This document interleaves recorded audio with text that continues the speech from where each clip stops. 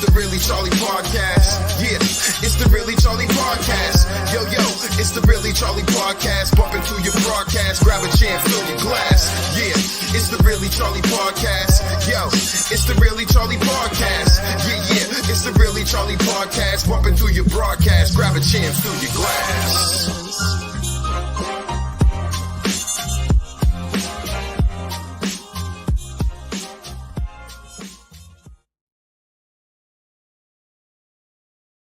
Hey, welcome to the Really Charlie Podcast.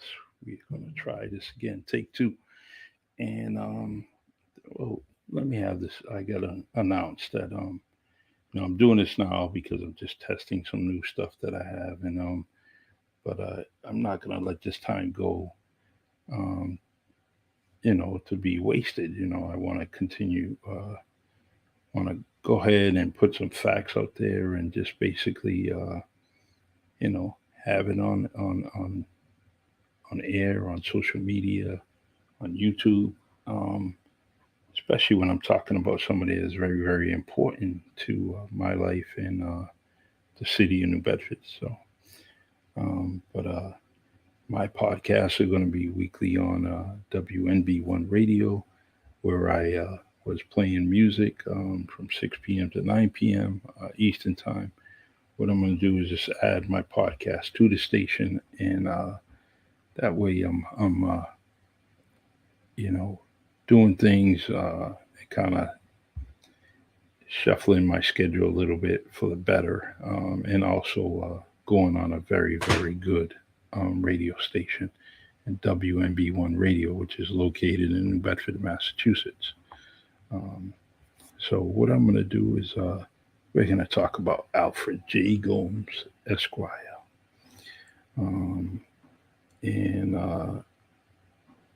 I was a student of the Alfred J Gomes School, currently working there, but I just wanted to put these facts out there, only because the school is very, very special to me. And the person behind the name is also very special to our community. So we're gonna, without further ado, we're gonna talk about him. Alfred J Gomes, born in June 1897, was a Cape Verdean American judge of prominence in New Bedford and the Boston area for much of the 20th century. He was an attorney and activist from the Cape Verdean Islands. He came to New Bedford, Massachusetts at the age of 7, and was educated in the New Bedford Public Schools. He worked and financed his own college education and graduated from the Boston University Law School in 1823, at a time when few Cape Verdeans completed elementary school. This accomplishment made him one of the first Cape Verdean-born Americans to receive a Doctor of Jurisprudence degree. Returning to New Bedford after graduation, and he became one of the city's most important civic and community leaders. He especially concerned with promoting the aspirations and betterment of the Cape Verdean people in this country and in his homeland. Through his leadership, he helped to establish various scholarships and awards, such as the Verdean Veterans Achievement Awards, the Memorial Scholarship Fund, the Seamen's Memorial Scholarship to benefit Cape Verdean American youth. This is facts from the New Bedford Historic Society.org, which I use quite often. They have much history for all of us to learn from past residents of the city, from Frederick Douglass on down to Alfred J Gomes. And their achievements are amazing, and New Bedford Historic Society.org is usually my source when I'm looking for information. They have done a fabulous job for many decades, and I appreciate everyone involved with the New Bedford Historic Society. So let's continue. Some of his most noteworthy achievements or activities and contributions include serving as a member of the New Bedford Institute of Technology Board of Trustees, now known as the University of Massachusetts Dartmouth, founding the Nantucket Lightship Memorial Scholarship Fund. And the Nantucket Lightship was that red and white ship that's similar to the one that we see down at the harbor um, that says New Bedford on it. But there was one that said Nantucket on it. The Seamen's Memorial Scholarship Fund, which assisted many Cape Verdean Americans to achieve their academic dreams and helping to establish the Verdean Vets Achievement Awards, serving as member of the Fall River Diocesan School Committee, where he received a Marion Award for his works in charity, serving on the New Bedford Boys Club Board of Directors for more than 40 years. The organization or the organizing of the first Cape Verdean Boy Scout troop at the Cape Verdean Benefit Association. Gomes was extremely successful in fundraising and philanthropy. In 1935, as a memorial to the sinking of the U.S. Nantucket by the SS Olympic, the Cape Verdeans of New Bedford, Massachusetts, under the leadership of Alfred J Gomes, a lawyer, created the Cape Verdean Memorial Scholarship Fund. In the early winter of 1936, the first essay contest held and 2 prizes were awarded for the best essay submitted, each for $200. One of the first awards was given to provide initial tuition for the winners in any college of their choice. George Layton, seeking to complete his education through a scholarship, won one of the awards, and George Layton went on to become an important Cape Verdean lawyer of his own right, litigating many cases involving civil rights of U.S. citizens, especially people of color. The U.S. Post Office building in New Bedford was named after Judge George Layton in 2005. Alfred Gomes assisted many young men and women, with scholarships to aid throughout his career. In 1942, he had organized the Cape Verdean Relief Fund and succeeded in raising $4,000 for food and clothing for the needy.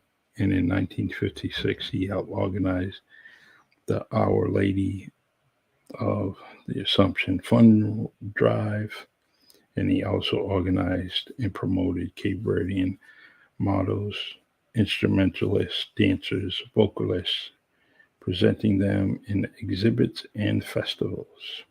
He was a prolific historian and researcher of the Cape Verdean history and culture.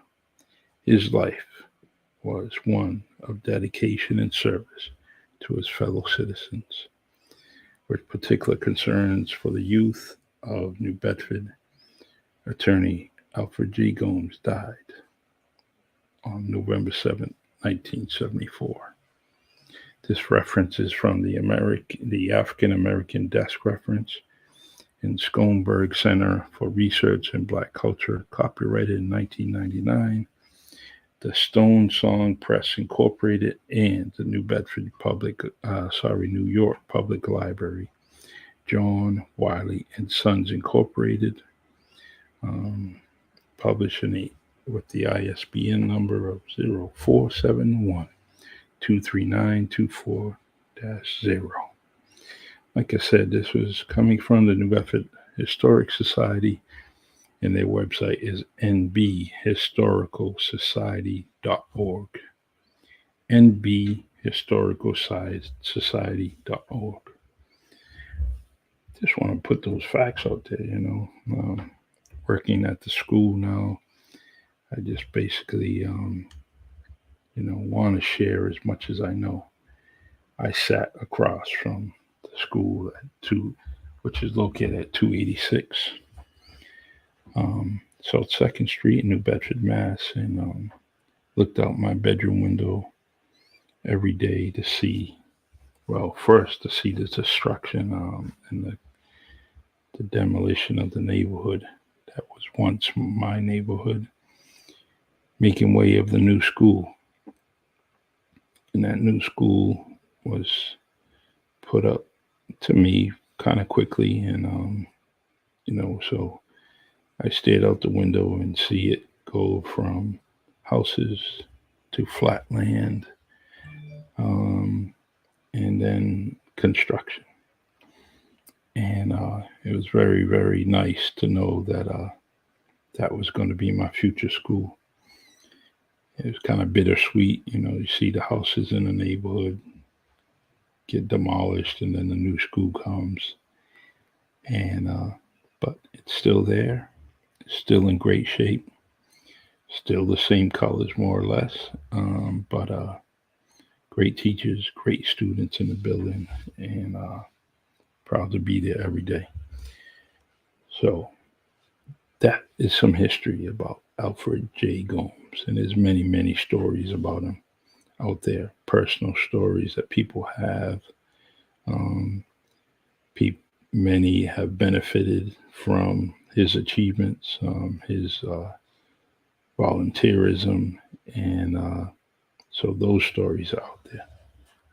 But I feel free, add to the comment section your story, whether it's about Alfred J. Gomes or whether it's about the school, whether it's about the Cape Verdean organizations that he participated in, but just add it, because what you are, you become a teacher.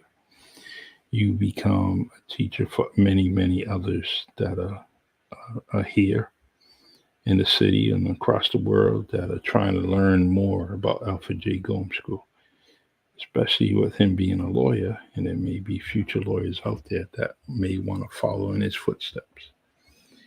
And so it's good to pass on that history. All right. Well, please join me on WMB1 Radio on Tuesday night, 6 p.m. to 9 p.m. Eastern Time. My guest on the Really Charlie podcast will be Manuel Estrella, an artist from different parts of the country. He is going to be on, and he's just going to talk to us about his inspirations, and we get to see his gift.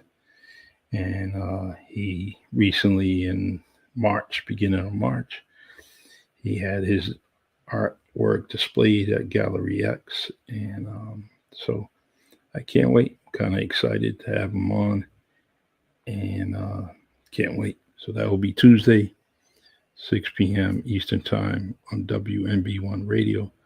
We will also broadcast it on the WMB1 page here on Facebook, along with Fireside and YouTube. I will try to connect it to all the streams that I have, all the platforms that I have. But the main one you want to go to is the WNB1 page here on Facebook, or add WNB1 Radio to your devices, Apple and Android, and you will hear myself and Manuel Estrella live right on the radio. So can't wait, cannot wait. All right, everyone. Thank you. Have a great night. And let's get ready to watch that Yukon team play. And hopefully they win. All right, everyone. Take care. And I'm going to end the podcast with my favorite song. God bless. It's the Really Charlie Podcast. Yeah, it's the Really Charlie Podcast. Yo, it's the Really Charlie Podcast. Bumping through your broadcast. Grab a chair, fill your glass. Yeah, it's the Really Charlie Charlie podcast. Yo, it's the Really Charlie podcast. Yeah, it's the Really Charlie podcast. Bumping through your broadcast. Grab a chair and fill your glass.